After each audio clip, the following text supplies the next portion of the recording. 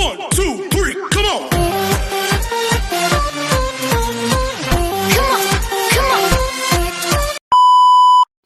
Hello, beautiful people! Welcome back to my channel. This is your Mama Sam. Hola mga amigo, amiga, kumare at kumpare. Kamusta kayong lahat? Sana lahat po kayo ay okay at safe ngayong araw na ito. At syempre, kung ako naman ang tatanungin nyo, nakikita naman ninyo ang beauty ng Mama Sam ninyo. Fresh overload pa rin, di ba? Ganyan talaga kapag umiinom ka ng maraming vitamin C plus kumakain ka ng maraming banana. Dahil sa banana, mas nakakaloka ang ganda ng Mama Sam ninyo. Charot! So, kamusta naman kayong lahat? Sana lahat kayo ay okay na okay ngayong araw ng Saturday. So, happy Saturday sa atin lahat ng bonggang-bongga. At hindi lang yan, syempre gusto ko rin magpasalamat sa walang sawang tumatangkilik dito sa Mama Sam Vlog, araw-araw, lagi-lagi, maraming salamat sa support at pagmamahal na binibigay ninyo. At syempre, sa mga bago nating subscribers, hello sa inyong lahat. Maraming salamat po sa pag-subscribe ninyo, syempre dito sa channel ko. At syempre sa lahat naman ng makasolid na makamama Sam dyan na laging tumusuporta dito. Araw-araw, lagi-lagi, maraming salamat guys sa inyong lahat. Syempre, usapang chika tayo ngayon. Marami akong hatid na chika sa inyo na talaga naman, oh my gosh, magtataas ang kilay ninyo ng bonggang-bongga sa mga pag-uusapan natin ngayon. Kaya guys, wag na nating patagalin ang ating mga chika. So para sa una natin chika, eto nga Reyna Hispano-Americana, rumampa na, yes! Rumampa na nga yesterday ang mga kandidata dito sa Reyna Hispano-Americana 2026. At talaga namang masasabi ko, hindi nagpahuli ang pambato natin na si Beatrice Maclelland. Ayan talaga, bongga talaga kung paano talaga niya in-execute ang sarili niya. At feeling ko, pinagandaan niya talaga ng bonggang-bongga ang kanyang laban. Pero syempre, kailangan patunayan ni Bea ang kanyang paghahanda ay suwak na suwak talaga para sa competition na to. So parang feeling ko naman, confident naman ang lola mo at ayun nga, sumasabay siya sa mga Latina. So Latina ba ang labanan? Kaya nagpapaka-Latina din ang lola mo. Pagdating sa introduction pa lang kung paano niya i-introduce yung sarili niya, ang bongga, ang klaro ng kanyang Espanyol. At masasabi ko, oh, nako, mukhang nag-ready talaga ang bakla. At happy ako for her kasi syempre, alam mo yon na yung desidido niyang makuha yung back-to-back para sa ngayong taon na to. Medyo mahirap yan ha, pero happy ako kung ano man ang magiging resulta dahil naniniwala ako manalo man o matalo ang ating pambato, alam ko na nag-prepared siya ng bonggang-bongga and I hope na sana hindi siya ma-disappoint sa maging resulta ng kanyang laban dito sa Reyna Hispano-Americana 2026. So, isa pa sa mga nakikita ko, magandang pambato ng Brazil. Maganda ang Brazil, maganda din ang Panama. So, yon. Kaya abangan natin dahil ang daming magagandang kandidata ngayong taon na to. In fairness, sa Reyna Hispano-Americana, talagang masasabi ko, bongga. Oho.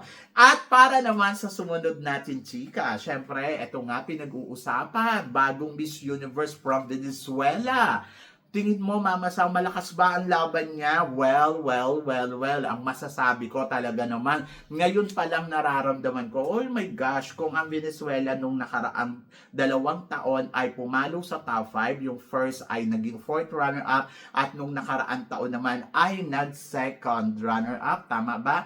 Ngayong taon na to parang feeling ko, oh my gosh, pwede silang manalo dahil ang kanilang pambato ngayon ay talagang masasabi ko, pang Miss Universe. So, di ba? Ang ganda, maganda siya at gusto ko yung kanyang aura, yung vibes niya.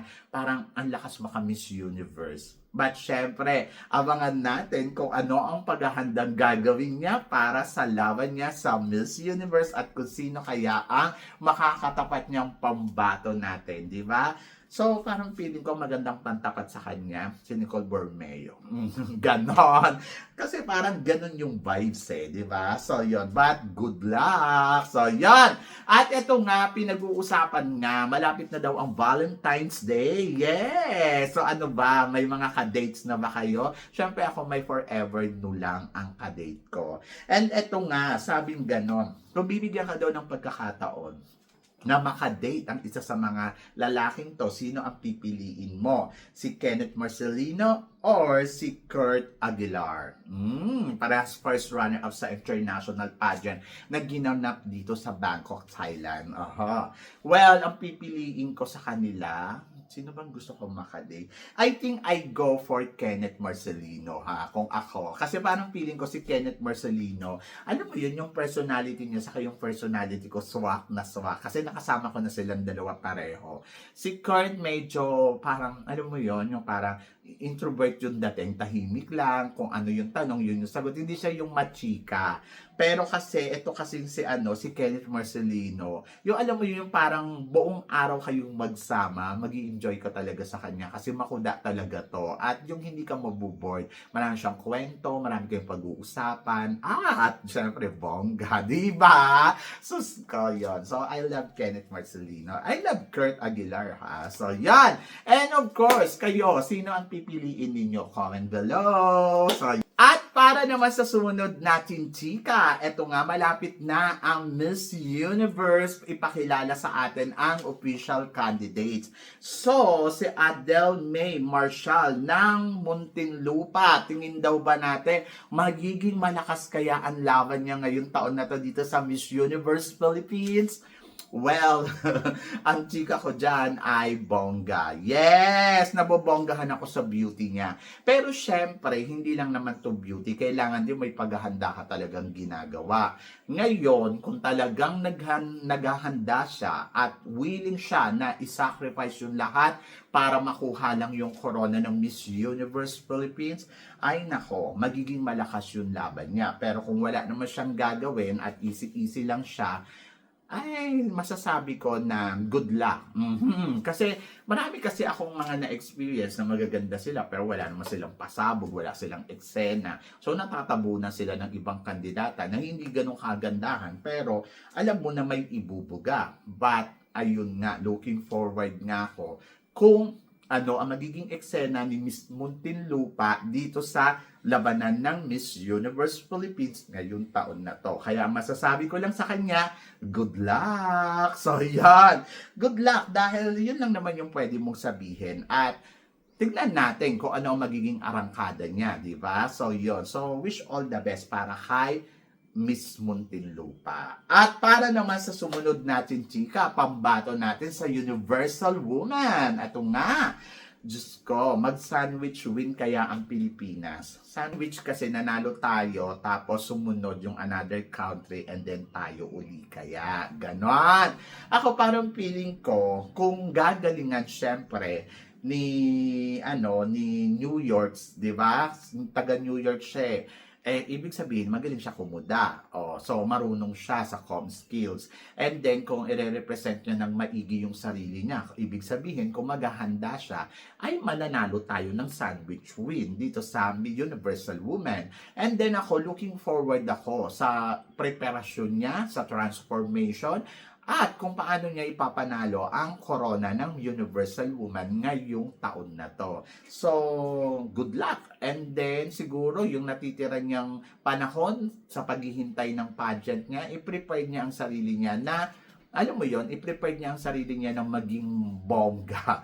So, yun, ayun lang yung akin. Kasi kapag bongga ka, may chance kang manalo. Kapag nanalo ka, di ba? Sandwich win tayo, ganon. At feeling ko malakas yung laban nito. Sabi ko nga, yung mga in-appoint na mga candidates dito sa Miss World Philippines, like example, tourism, tapos meron pang global, world, tapos siya, lahat sila, parang feeling ko, may laki yung chance na makuha yung corona sa international stage. Kasi ang ganda ng setup nila. At pwedeng manalo ng international pageant. At pwede tayong mag-Grand Slam, di ba? So, yun. So, yun yung abangan natin.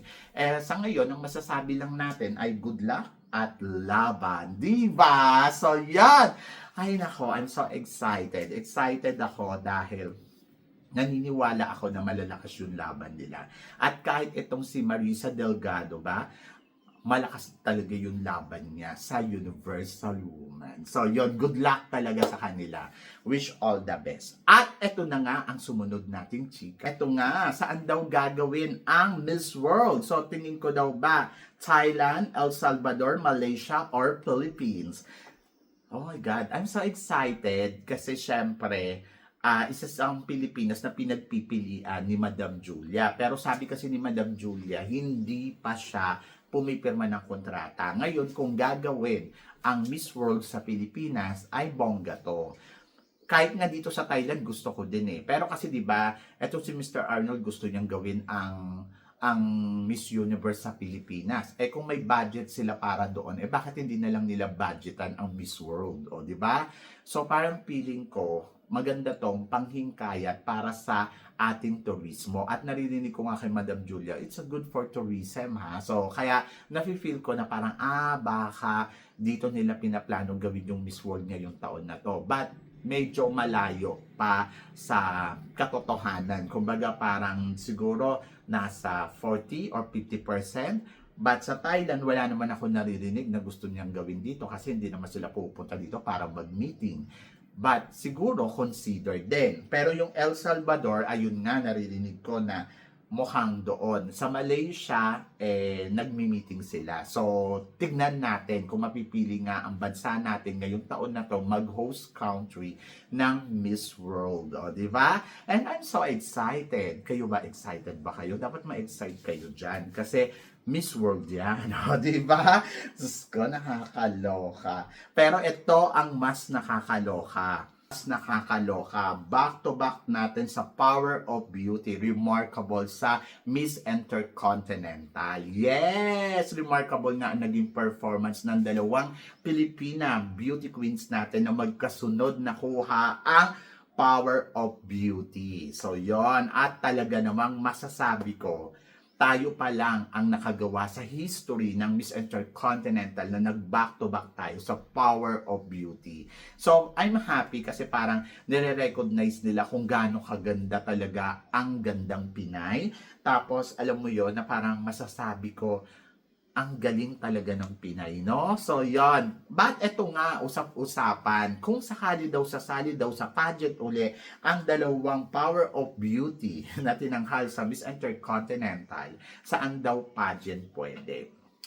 Actually, si Eliza, pwede siya sa Miss Universe Philippines. Yes. Pwede kasi pwede siya doon mag-supranational, pwede siya mag-Miss Universe. Kasi kung nagawa niyang manalo dito sa ng Power of Beauty, so ibig sabihin may angkin talaga siyang ganda para sa contest ng isang beauty pageant. And I think Miss Universe, why not? Kasi para siyang si Janine Togonon vibes, di ba?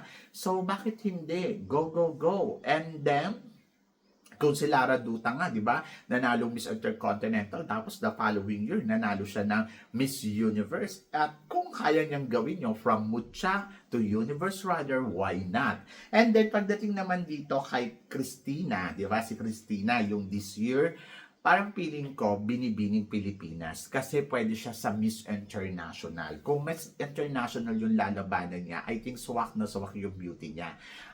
Kung mapapansin mo, parang ang lakas makaka-Triona Gray level yung kanyang beauty, di ba? Yung kanyang vibes na parang wow, ang ganda.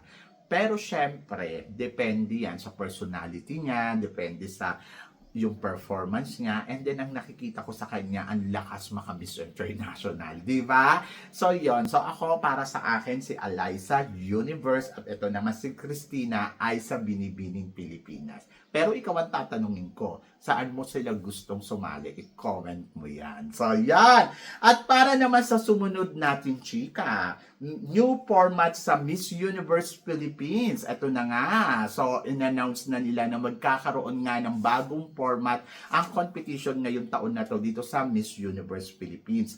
Maganda yan. Kasi para sa akin, medyo boring yung labanan nung nakaraan.